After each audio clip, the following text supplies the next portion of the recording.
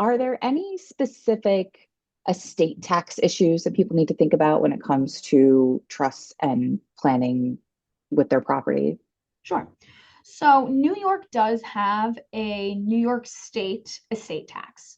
And the New York estate tax exemption for the year 2025 is $7.16 million, meaning that if the size of your estate is over $7.16 million at the time you pass away, you have a taxable estate in the state of New York.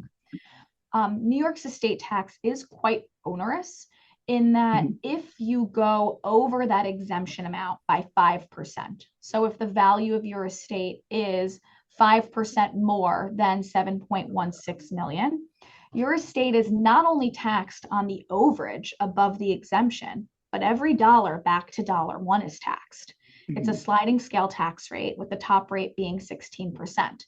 So it can be a very hefty tax. Yeah. And we're seeing that, individuals in New York, especially Westchester County, the surrounding counties, are getting closer to that $7.16 million fairly easily, without Right. even thinking about it. You may be close to that with the size of your property, the value of your home, life insurance comes into it, Mhm. and retirement monies as well. So doing a calculation of what your gross estate is very important in New York.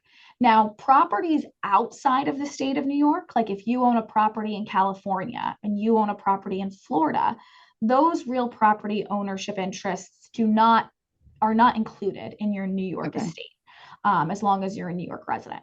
So it can be lower depending on where you own property. And there's also a lot of unique planning that can be done, especially between a husband and wife, in order to benefit to the extent possible from the exemption. There's also a federal estate and gift tax exemption. Right now, it's around $13 million, and next year it's going to increase to $15 million per person. A big difference between the federal exemption and the New Mhm. York exemption is a concept called portability. So if you're a married individual, and let's say, God forbid, I were to pass away, on the federal side, I can leave all my money to my spouse, and my spouse can take my unused federal exemption. So if I haven't made any gifts during life and I have $13 million of exemption, my spouse can port over to him $13 million of exemption, which means that he, at the time he passes away or during his life, could presumably gift $26 million free of taxes. Mhm. In New York, that $7.16 million exemption is not portable between spouses. So Okay. if you don't use it, you lose it. And if you give money to your spouse, you're not using any of it because of something called the unlimited marital deduction.